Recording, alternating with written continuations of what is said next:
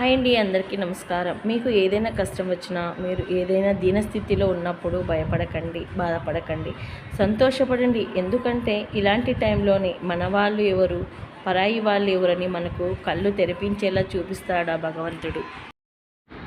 జీవితంలో సంతోషం వచ్చిందని పొంగిపోకు, దుఃఖం వచ్చినప్పుడు కుంగిపోకు, కష్టానికి లొంగిపోకు, కన్నీళ్లకు ఎవరికీ కరగకు, భయపడితే అస్సలు బెదరకు, బంధాలకు ఎప్పటికీ మరవకు, అందరూ మన వాళ్ళని నమ్మకు, ఎవరికి లొంగకు. అప్పుడే నీ జీవితం విజయం సాధించగలవు. ఈ ప్రపంచంలో ఎప్పుడైనా సరే మంచివాడిని ఎప్పుడు కూడా మంచివాడని అనరు. ఎందుకంటే మంచివాడిగా నటించే వాడిని మాత్రం చాలా మంచివాడని అంటారు. ఈ లోకం మంచితనాన్ని గుర్తించే మంచితనం చాలామందికి ఉండదు. అంతేకాకుండా మంచితనంగా ఉండడం కూడా అంత మంచిది కాదు అని నా ఉద్దేశం. మంచితనం ఉన్నంతకాలం ముంచే వాళ్ళు ఎక్కువ అవుతూనే ఉంటారు. జాగ్రత్త.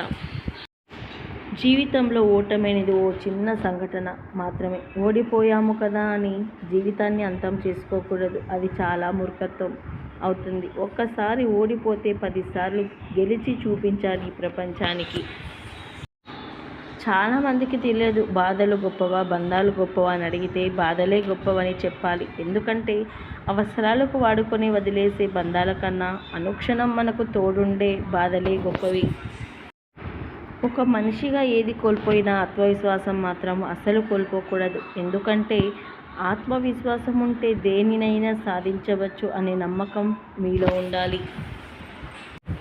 నేను చాలా గొప్పవాణ్ణి, నా జీవితం చాలా గొప్పగా ఉంది అని ఎప్పుడూ కూడా గర్వపడకు. మనిషి జీవితంలో అదృష్టం అనేది ఎంతకాలం ఉంటుందో ఎవరు చెప్పలేం.